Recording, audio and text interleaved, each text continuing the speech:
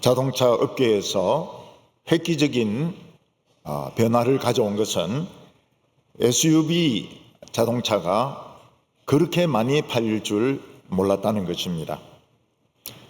아무래도 자가용이라고 하면 이 승용차형의 스타일, 그게 자가용 같기 때문에 SUV는 그냥 짐차 정도로만 사용될 줄 알았는데 이 SUV는 폭발적인 인기를 끌게 되었습니다.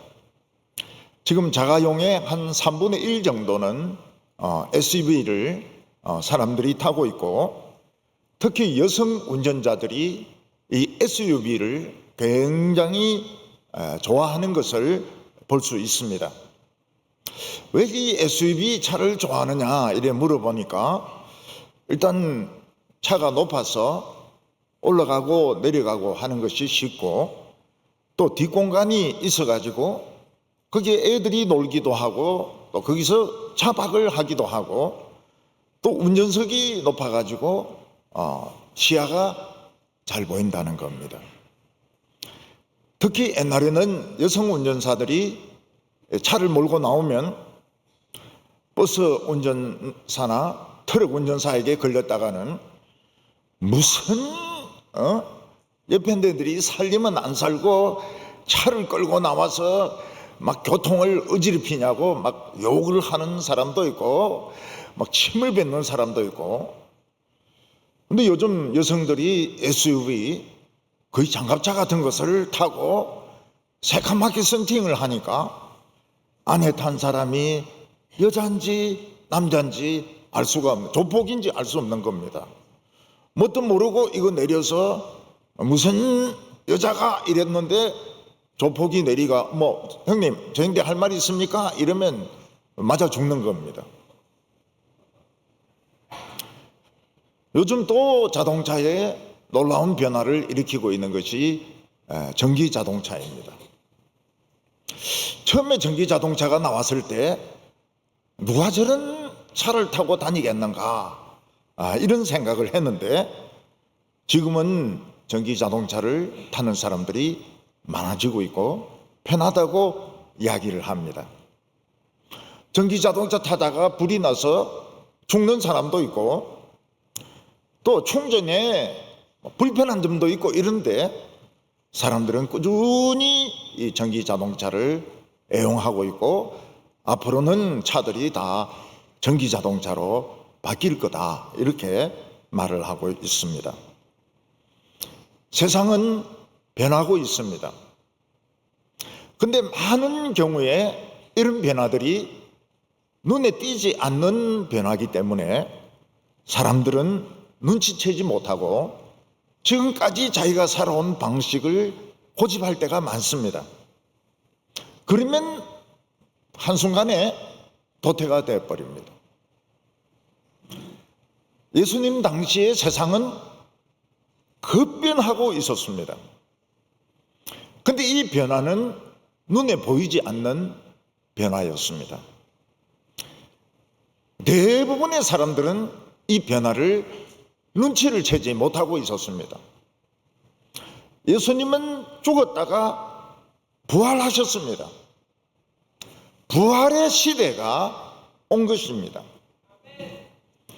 사람들은 그 부활에 대해서 심각하게 생각을 하지 않습니다.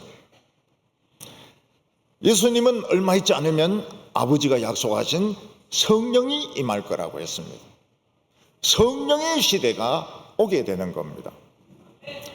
근데 사람들은 그런 것을 눈치채지 못했습니다. 결국 그것을 깨닫지 못한 사람들은 전부 다 죽었습니다. 110만 명이 죽었습니다. 20만 명이 끌려갔습니다. 오늘도 마찬가지입니다. 오늘날 일어나고 있는 이 변화를 눈치채지 못하면 도태되어 버립니다. 도태되든지 죽든지 망하든지 하는 겁니다. 오늘 첫 번째는 누가가 남긴 이 2개의 책입니다.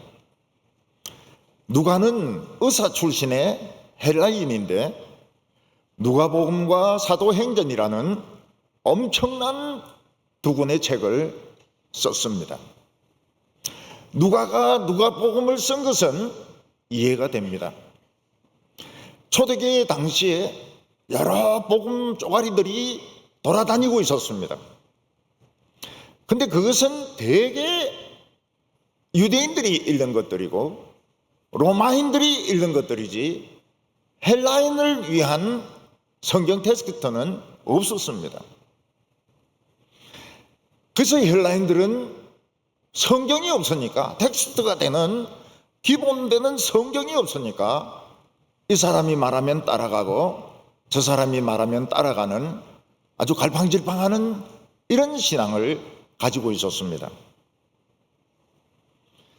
그래서 누가는 헬라인들을 위해서 성경을 씁니다.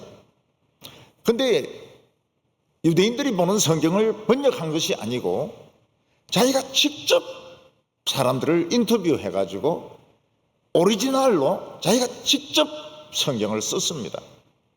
그래서 굉장히 가치가 높은 이 누가복음을 남기게 되었고, 이 누가복음은 헬라인 복음화에 결정적인 영향을 미치게 됩니다. 근데 이해가 안 되는 것은 누가가 어떻게 초대교회의 역사인 사도행전을 기록하게 되었을까 하는 것입니다. 누가는 사도들을 따라다니면서 하나님이 행하시는 놀라운 일들을 보고 만약 이것을 기록해 놓지 않는다면 다 잊어버리고 없어질 것이라고 생각을 했습니다. 누가는 사도들이 행하는 이 모든 것들이 성령이 시켜서 하는 거라는 것을 알았습니다.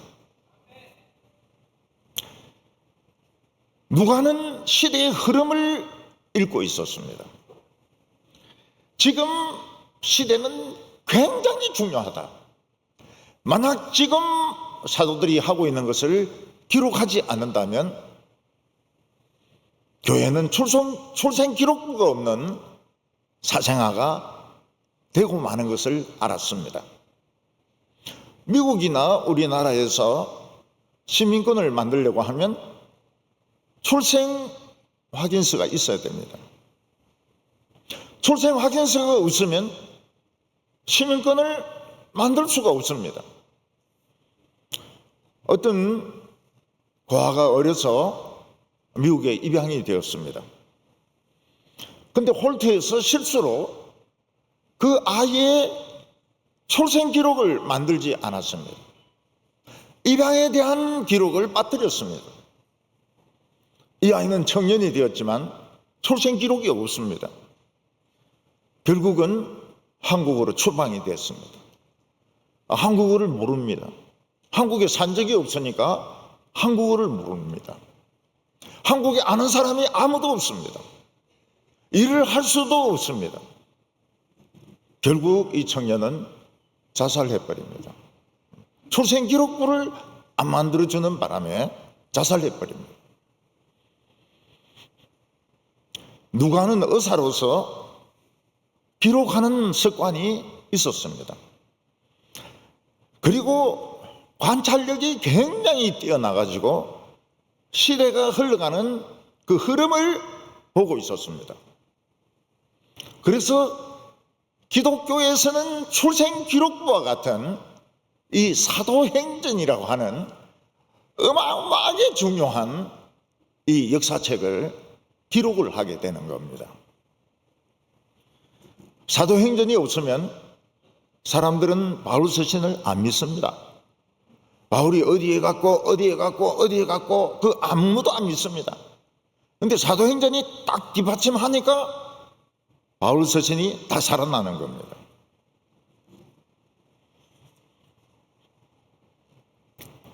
사도행전부터 우리에게는 엄청난 변화가 일어나게 됩니다.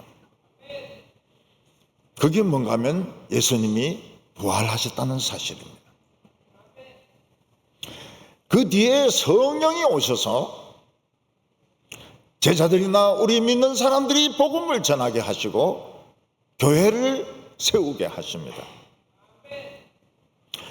그래서 사람들은 사도행전을 사도들의 활동을 기록한 사도행전이라기보다는 성령이 활동한 성령행전이라고 봐야 된다, 이렇게 말하는 사람도 있습니다. 예를 들어서 휘발유 시대는 가고 전기 시대가 왔습니다. 근데 사람들은 주유소를 막 찾습니다. 주유소를 찾아가지고 기름을 넣어달라고 합니다. 근데 주유소도 없고 기름 넣어주는 사람도 없습니다. 지금은 충전의 시대인 겁니다. 그래서 사도행전을 읽을 때는 시대의 흐름, 그리고 성령이 어떻게 활동하셨는가, 이걸 보는 것이 아주 중요합니다. 1절과 2절을 보면 데오빌로여, 내가 먼저 쓴 글에는 무릇 그리스도께서 행하시며 가르치시기를 시작하신부터 그가 택하신 사도들에게 성령으로 명하시고 성천하신 날까지 이를 기록하였노라. 누가복음을 보면 예수님이 가르치시고 행하신 것부터 기록이 되어 있지 않습니다. 세례 요한이 태어나고 예수님이 태어나는 거기서부터 기록이 되어 있습니다. 그러면 왜 누가는 예수님이 활동하실 때부터 기록했다고 말하고 있는가? 제 생각 같아서는 세례 요한과 예수님의 탄생 기록은 추가된 것 같습니다. 앞에 붙여놓은 겁니다. 무슨 말인가 하면 예수님이 살아계실 때 그 어머니가 처녀로 예수를 낳았다 하는 것은 너무 부끄럽고 너무 사람들에게 이 상식으로 통하지 않기 때문에 말을 안 했습니다.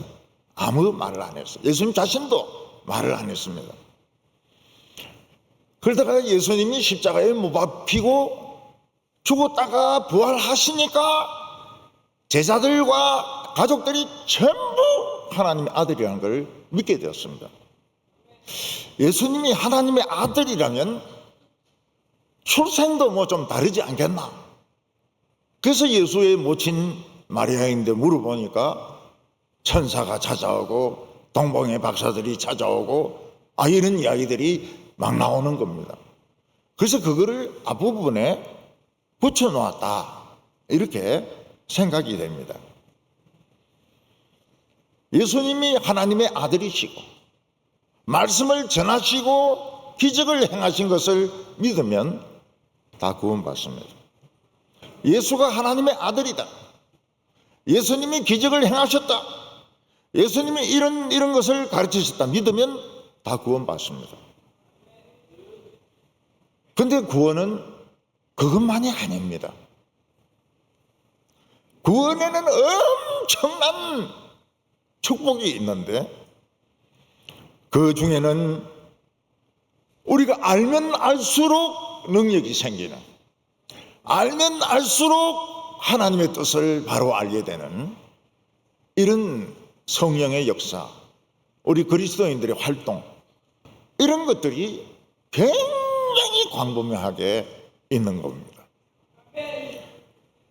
그래서 사도행전은 우리가 예수를 하나님의 아들로 믿는 것에서 그치지 않고 도대체 이 하나님의 세계가 어디까지 되어 있는가, 어디까지 확산되는가, 그거를 기록을 하고 있습니다.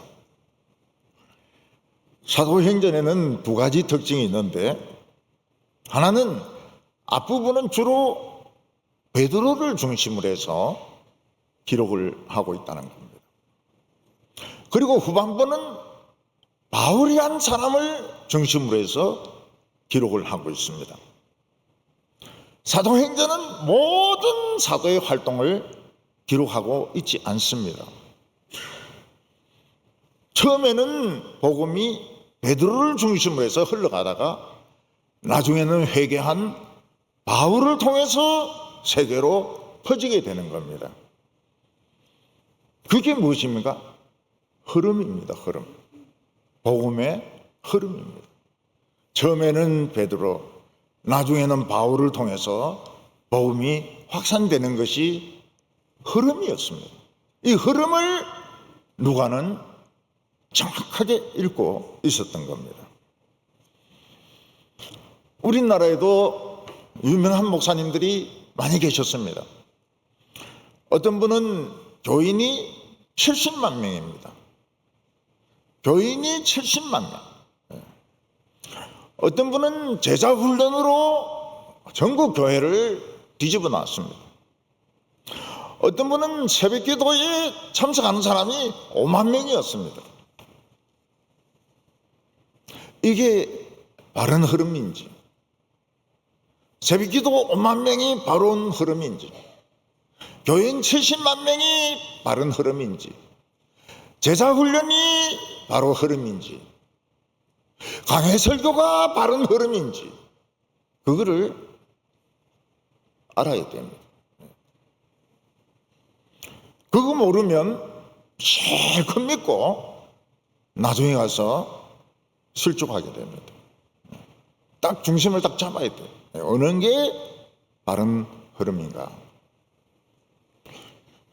그리고 사도행전은 사도 바울이 로마에 가서 유대인들을 만나는 것으로 갑자기 딱 끝납니다.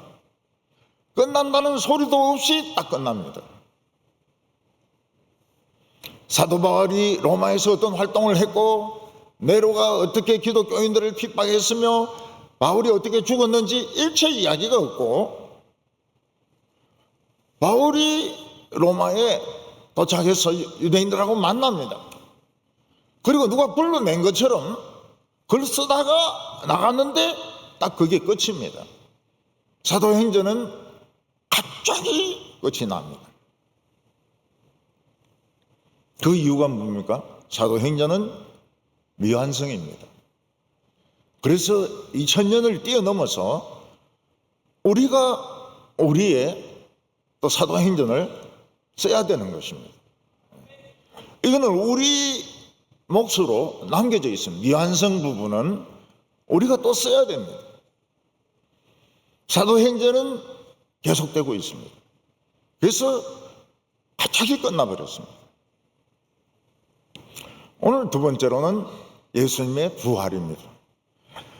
예수님은 죽음에서 부활하시고 바로 하나님 보좌 우편으로 가시지 않고 40일을 이 세상에 계시면서 제자들에게 자신의 부활을 확증을 해 주셨습니다. 3절에 그가 고난받은 후에 또한 그들에게 확실한 증거로 친히 살아계심을 나타내사 40일 동안 그들에게 보이시며 하나님 나라의 일을 말씀하시니라. 복음서를 보면 예수님은 틀림없이 부활하셨습니다.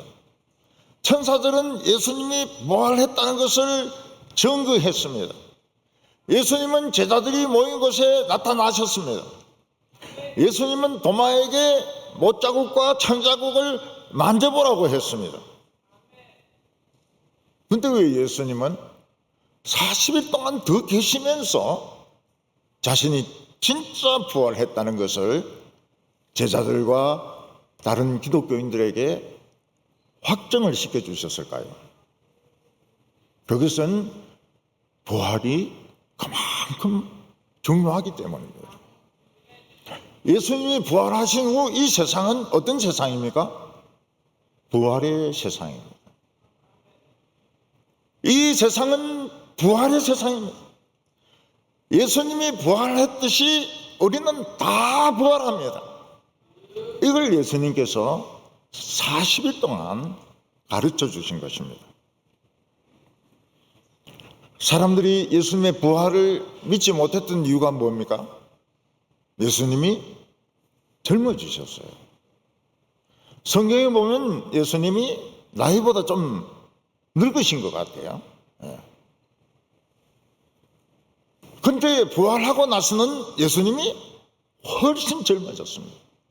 그리고 굉장히 활동적이 되셨습니다. 그러니까 사람들이 저 사람이 예수가 맞긴 맞냐? 응? 딴 사람이냐? 예수냐? 예수님이 너무 활동적으로 젊게 변해버리셨어요.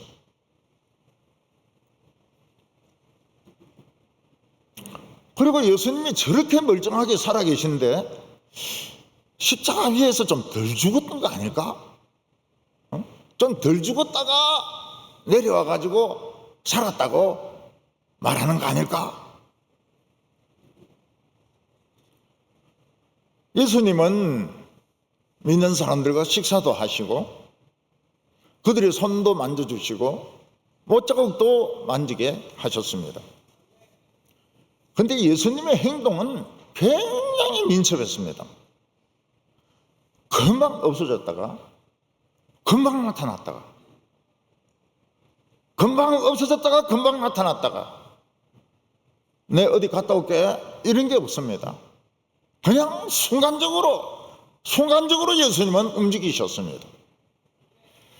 그러니까 그 있는 사람들은 사람이 아니고 유령 아닐까 이제 이런 생각도 했던 겁니다. 그런데 예수님인 증거는 못자국과 창자국이었습니다.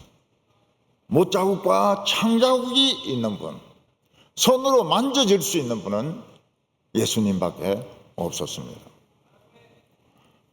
예수님은 자신이 사망의 권세를 이겼기 때문에 우리는 부활의 시대에 살고 있다는 것을 40일 동안 가르쳐 주셨습니다. 우리는 죽습니다. 병으로도 죽고 전쟁에서 죽고 늙어서 죽습니다. 그런데 우리도 예수님처럼 살아난다는 것을 예수님이 가르쳐 주시는 겁니다. 여러분 병아리 보면 병아리를 부화해가지고 병아리가 깨집니다. 그럼 병아리가 죽습니까? 안에 병아리가 있어요. 계란 안에 병아리가 들어 있습니다. 마찬가지로 우리 안에 부활이 있습니다. 예수님에게도 부활이 있고 우리 안에도 부활이 있습니다. 그래서 우리 다 살아나는 거예요. 지금 부활의 시대에 죽음을 두려워할 필요가 없는 시대에 살고 있다는 것을 예수님은 가르쳐 주셨습니다. 예수님은 하나님 나라의 일을 가르쳐 주셨습니다. 예수님은 하나님 나라를 가지고 왔습니다. 그런데 예수님이 십자가에 못 박혀 죽기 전에는 이 포장이 아직 안 뜯겼어요. 그 비닐하고 종이 박스가 있는 채로 이 세상에 온 겁니다. 예수님이 십자가에 못 박혀 죽으심으로 비닐 다 벗겨버리고 박스 다 벗겨버리고 세탁기, 냉장고, 에어컨, 텔레비전 다 나왔습니다. 전부 다 나왔습니다. 뭐만 하면 됩니까? 스위치만 꽂으면 됩니다. 스위치만 꽂으면 텔레비전이 말을 합니다. 세탁기가 세탁을 합니다. 냉장고가 시원하게 만들어줍니다. 전기만 꽂으면. 그 전기가 뭡니까? 성령님입니다. 성령님. 지금 나와 있어요. 하나님 나라의 모든 물건들이 나와 있습니다. 비닐도 다 벗겼어요. 포장도 다 벗겼습니다. 성령만 오시면 돌아가는 겁니다. 돌아가요. 자동차도 마찬가지입니다. 아무리 신형 자동차라 하더라도 기름이나 전기가 없으면 움직이지 못합니다. 그걸 힘으로 밀고 가려고 하면 얼마나 힘든지 몰라요. 그런데 거기에 기름을 넣고 전기를 꽂으면 어떻게 됩니까? 그냥 스무스하게 갑니다. 스무스하게. 오늘 우리가 하나님 나라의 일을, 교회의 일을 우리 힘으로 막 밀고 가면 굉장히 힘들어요. 예. 전기를 딱 꽂으면 됩니다. 기름이 딱 오면 됩니다. 그러면 그냥 스무스하게 가는 겁니다. 오늘 세 번째로는 아버지께서 약속하신 것을 기다리라고 했습니다. 예수님은 제자들이 성령 받는 것을 아버지가 약속하신 것이라고 말을 했습니다. 하나님이 약속하신 것이기 때문에 틀림없이 줍니다. 그리고 하나님이 약속하신 것이기 때문에 너무너무 중요합니다.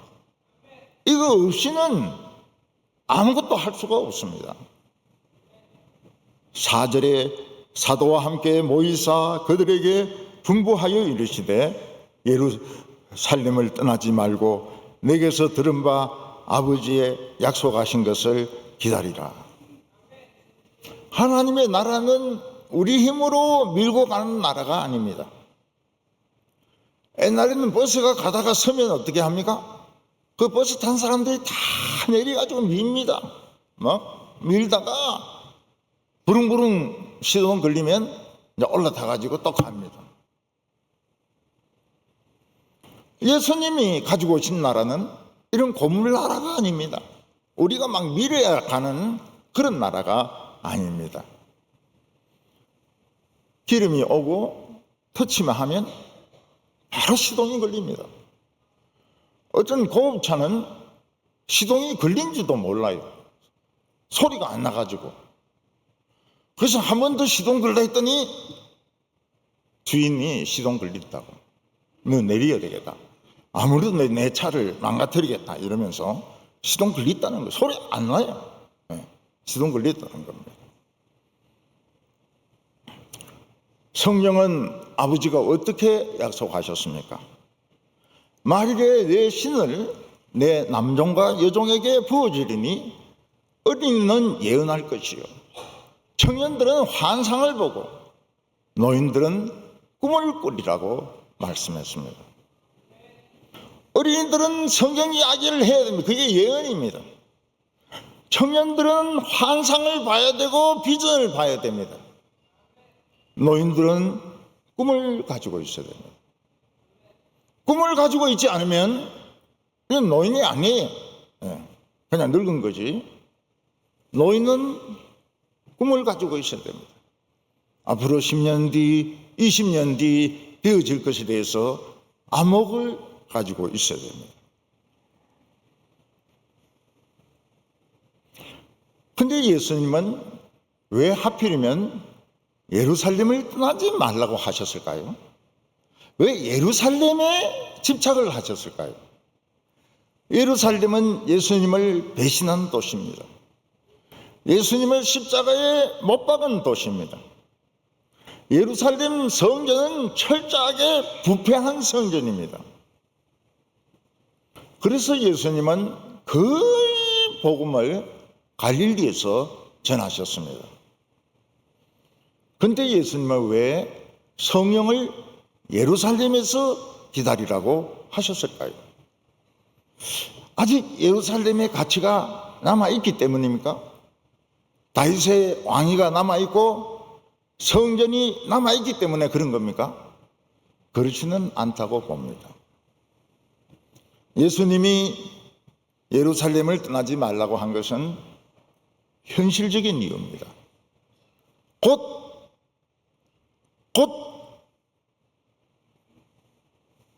사람들이 모여드는 명절이 오게 됩니다. 오순절 한 200만 명 정도 모이게 됩니다.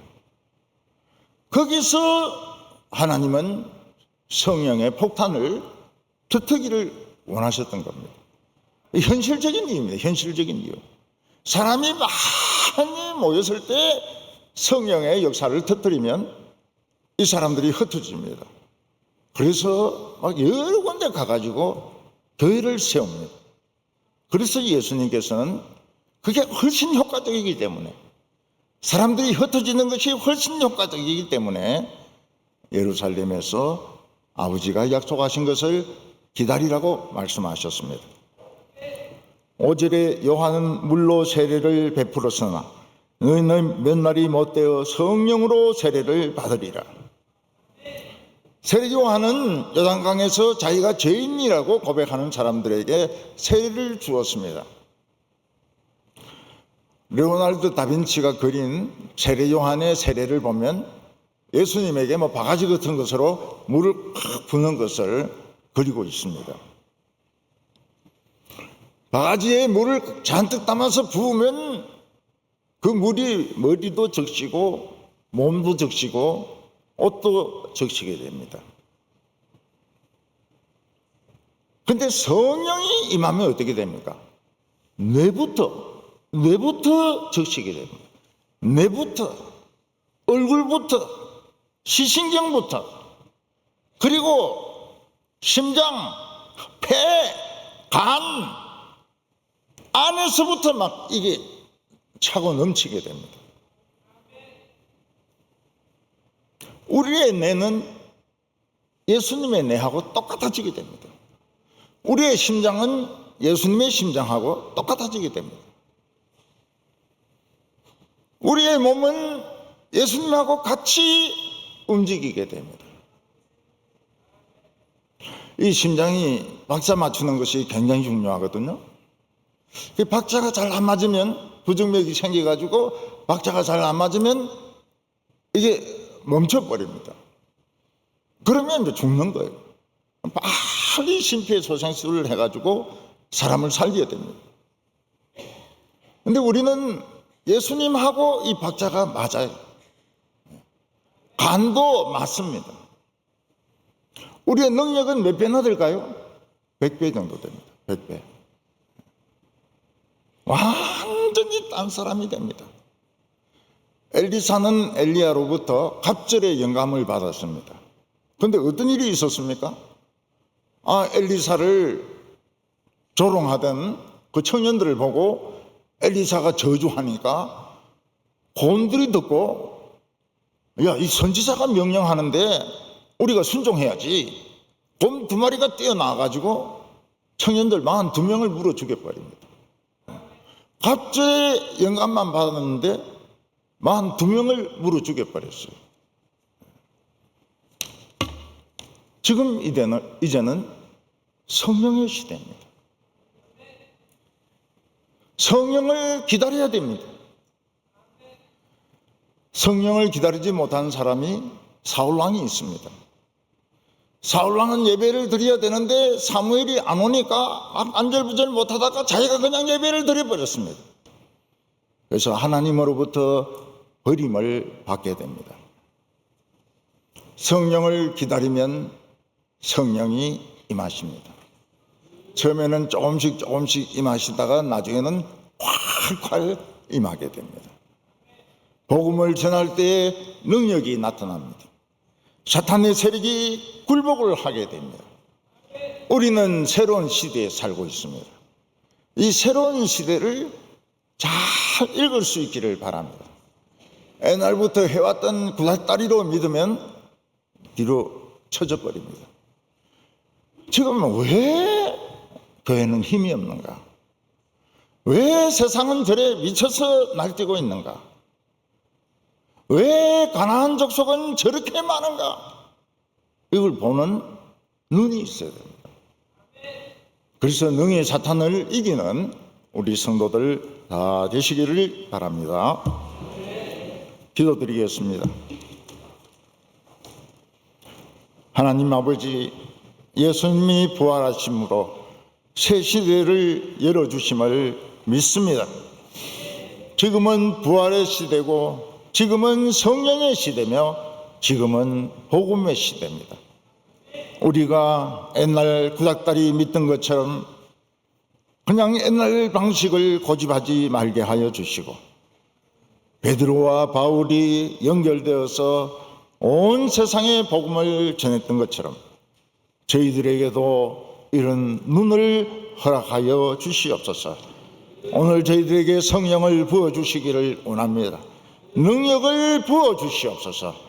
예수님의 이름으로 기도하옵나이다. 아멘.